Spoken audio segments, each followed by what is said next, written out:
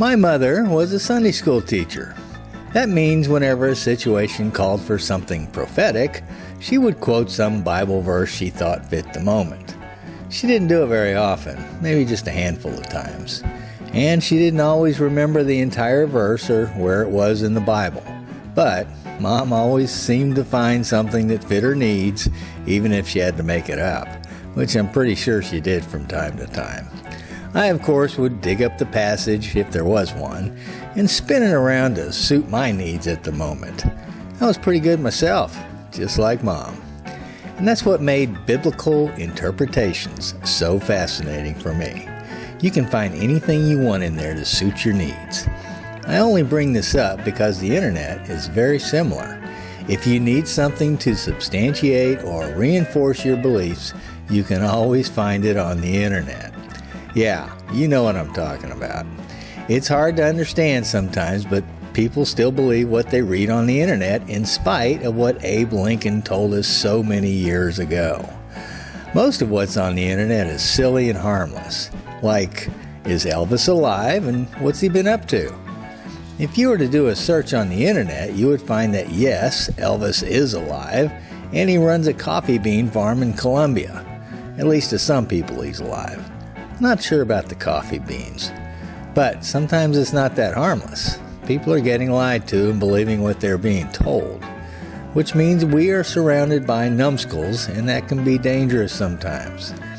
So I was thinking, what if I came up with some wild conspiracy theory and started espousing it on the internet as a joke? You know, to poke fun at all the rubbish out there? Well, turns out I'm too late. Ever hear the birds aren't real movement? I'm serious. Birds aren't real. It's a protest movement that a guy named Peter started not long after the 2016 election. He claims the government killed all the birds, like 12 billion birds, and replaced them with a surveillance drone robot that looks like birds. He came up with this wild theory on a whim. That's right. Birds are not real, they're really robots. Birds Aren't Real has a headquarters, a staff, a website, a YouTube site, a Wikipedia page, an Instagram and Twitter account. They have been covered in the news, locally, nationally, and internationally. They've been on 60 Minutes. They have billboards. They own a van and had the New York Times cover them, etc., etc., etc. Oh, they also have an online store where you can buy stuff. And a podcast, of course, that you can catch on YouTube. Man, how did I miss hearing about these guys? Birds Aren't Real is an ongoing juggernaut that is growing, all based on the ridiculous theory that birds aren't real, but are instead robots who spy on us.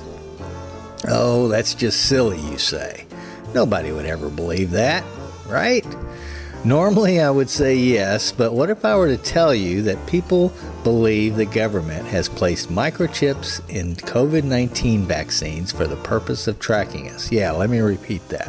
There are people out there who believe the government has placed microchips in COVID-19 vaccines for the purpose of tracking us. Yes, people believe this nonsense, so this Birds Aren't Real movement is not so far-fetched. Peter's goal was to create a parody of the misinformation that people find themselves swimming in. His movement is kind of clever, really. So what happened after he launched Birds Aren't Real? Well, the media started reporting about it and made them out to be something people believe rather than what it was intended to be. A joke. That's right, the media, at least some of them, weren't in on the joke. Peter didn't help much because he stayed in character until just recently. He acted like he really believed birds were robots. He was pretty good at keeping a straight face. Sometimes. But Birds Aren't Real has exposed the way misinformation can thrive. Here's what Peter said in the New York Times interview. Yes, we have been intentionally spreading misinformation for the past 4 years, but it's with a purpose. It's about holding up a mirror to America in the internet age. In other words, Birds Aren't Real is fighting nonsense with nonsense and forcing the country to look at ourselves in the mirror. Personally, I don't like what I see in Peter's mirror, which is why I joined the Birds Aren't Real movement, along with 1 million other people. Yes, they have 1 million followers now. Who would want to join something like this besides me? Well, turns out it's the younger generation. They get it because they're the ones who have witnessed my generation get twisted up in all this gibberish out there. That's correct. Their parents, grandparents, and older relatives buy into the nuttiness of what you can find on the internet. Apparently, when we age, our brains become softer, like sponges, to soak all the nonsense up. So, for the followers of Birds Aren't Real, which is the mostly under 40 crowd, they are just acting out the parody they have witnessed in their lives. This younger generation has grown up with this lunacy, so this is their way of fighting back, by embracing something that's even more ridiculous than Elvis still being alive. For me, it comes down to media literacy. We live in a world that is dominated by online conspiracy theories. And yeah, I know people who believe some of the wackiness out there. So, if you tend to readily believe something that's not real or true, then maybe the Birds Aren't Real movement is for you. I mean, it's genius. And it could be a great way to deprogram yourself from Facebook. You'll never look at birds the same way. Promise. That's all I got.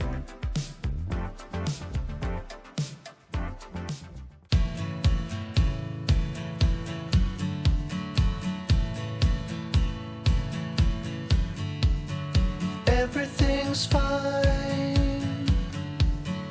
Wouldn't expect any more from this. The situation's in line. With every story